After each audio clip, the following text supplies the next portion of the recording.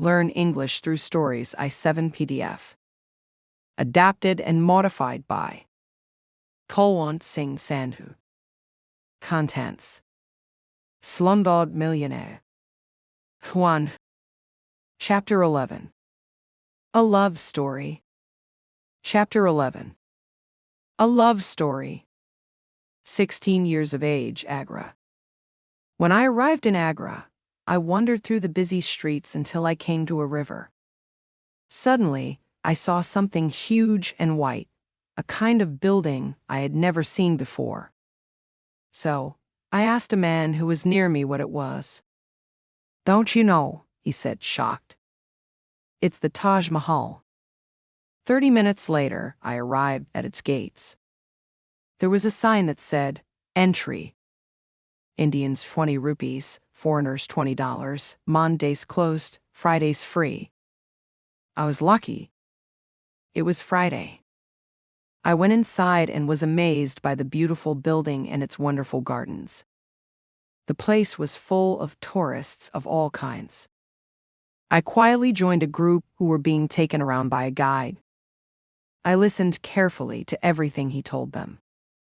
I learned a lot about the building and the history of the Taj Mahal. At the end, I had a brilliant idea. My English would be useful there. -1 could become a guide. An illegal one. It was easy to do.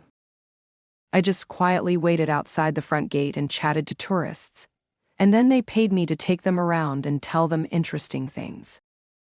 Most of the things I told them I had remembered from the real guide. Other parts I just made up. A few days later, I heard about a place that rented out rooms. I knocked on the front door and waited. An older woman in expensive clothes and lots of jewelry opened the door. "I am Swapna Devi. What do you want?" she said coldly. I spoke politely in English and asked if she had a room I could rent. That night, I moved into a low building at the back of the house, where about 30 other people already lived. During the next year, I made a lot of money as an illegal guide. I enjoyed meeting different types of people. One Friday, I met an Indian girl who had come to visit the Taj Mahal on her day off. She was very beautiful, and her name was Nita. We talked together, and I really enjoyed it. Like me, she was an orphan, and she told me that she worked as a cleaner in an expensive hotel. 2 Fridays later, Nita came to the Taj Mahal again. We met many times during the next few months, and I quickly fell in love with her.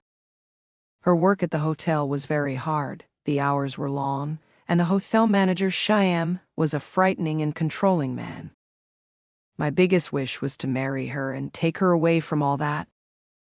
But when I suggested it, she looked very sad and said that I had to ask Shyam. "Shyam is not only the manager of the hotel," said Nita quietly. "He's my brother too." I was shocked. How could her own brother treat her so badly? It was then that Nita told me that he did not even pay her for the work she did. That evening, I went to see Shyam and told him that I wanted to marry Nita. "Nita's mine, and I need her at the hotel," he said. "I won't let her marry just anyone. The man she marries will be rich, and he'll have to give me 400,000 rupees to marry her." Nita was very upset and begged me not to argue with her brother, who was dangerous. It was the end of my dreams. There was no way that I could ever save that much money. Nita and I still saw each other, but I kept away from the hotel in Shyam. Then, one day, someone came running to my room with a message for me. "Someone called Nita's just phoned. She's at the hospital and needs you there now." I ran all the way to the hospital. Nita looked terrible. She had a black eye, a long deep cut on her face, and marks on her arms too. "Who has done this to you?" I asked her. "It was a man from Mumbai. I was cleaning his room at the Palace Hotel when he came back. He wanted to have sex with me, but I told him no. He got very angry and wouldn't let me leave the room. Then he did all this to me. What you see on my face is nothing. Look what he did to my body. When Nita pulled up her top, I almost died. There were cigarette burns all over her chest. I had seen this before. I became extremely angry.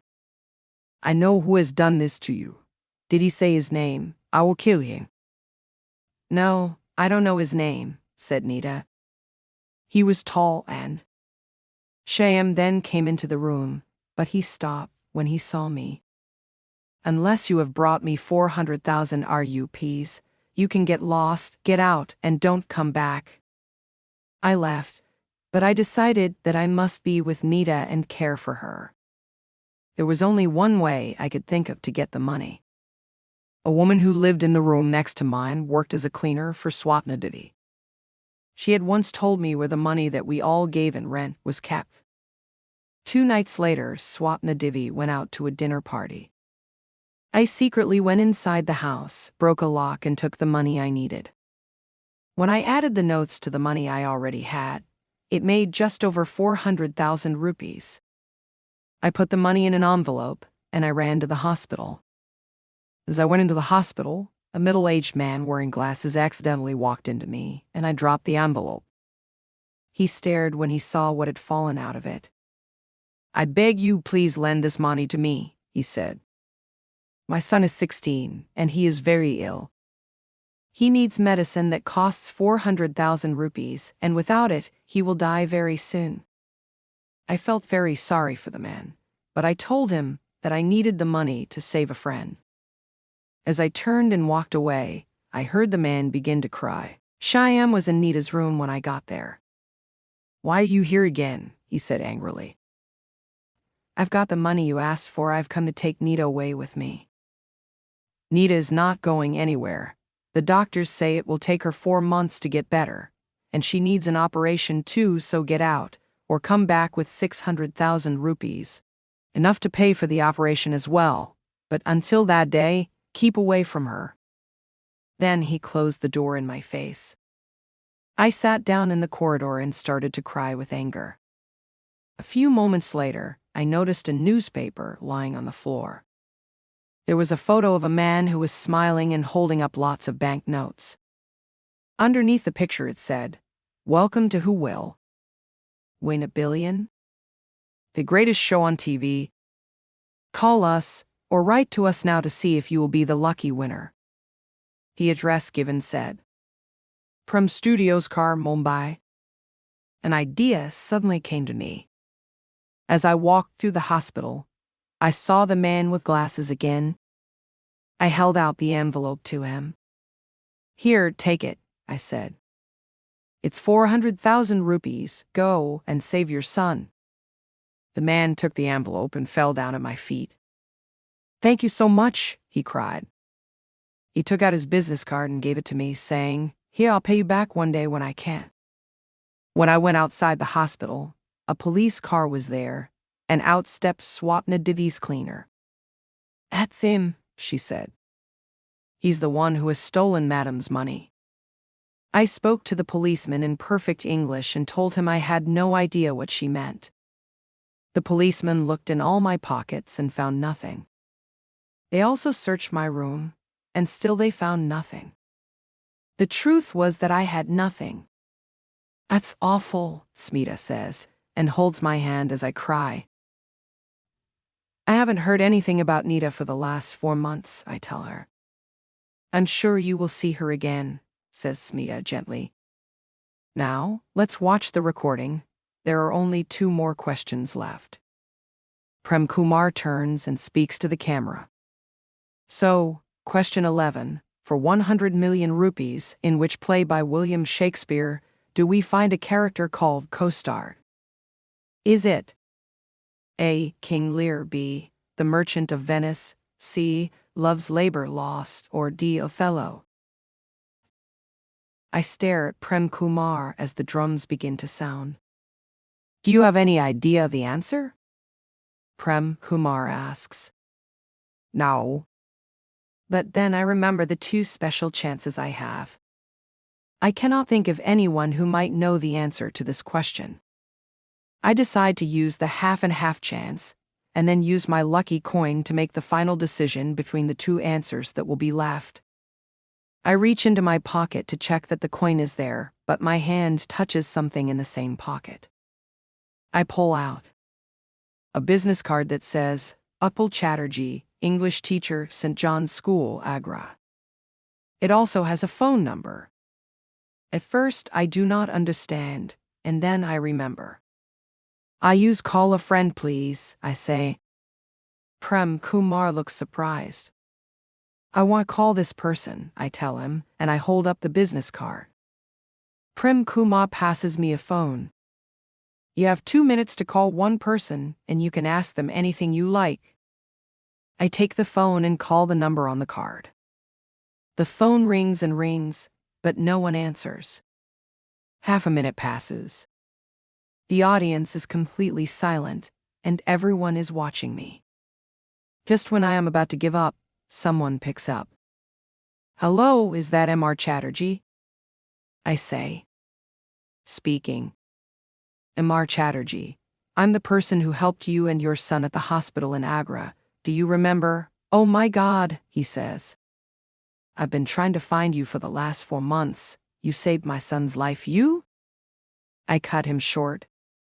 M.R. Chatterjee, I don't have much time. I'm a contestant in a quiz show, and I need you to quickly answer a question for me. Oh yes, of course, I'll do anything you want. I ask him the question as quickly as I can. But he says, I don't remember this character in The Merchant of Venice or Othello. It's either King Lear or Love's Labour's Lost, but I'm not sure which. Maybe it's Love's Labour's Lost, but the 2 minutes has finished and Prem Kumar ends the call. Sorry, M.R. Thomas. I need your answer now. I'll say C. Love's Labour's Lost. The drums come again. The correct answer appears on the screen. It is C. You're correct. You're the first person on the show to have won 100 million rupees. The audience stands up and claps and shouts for a long time. Prem Kumar looks a bit hot and worried. I sit and take in the feeling of having won 100 million rupees. I no longer have nothing at all.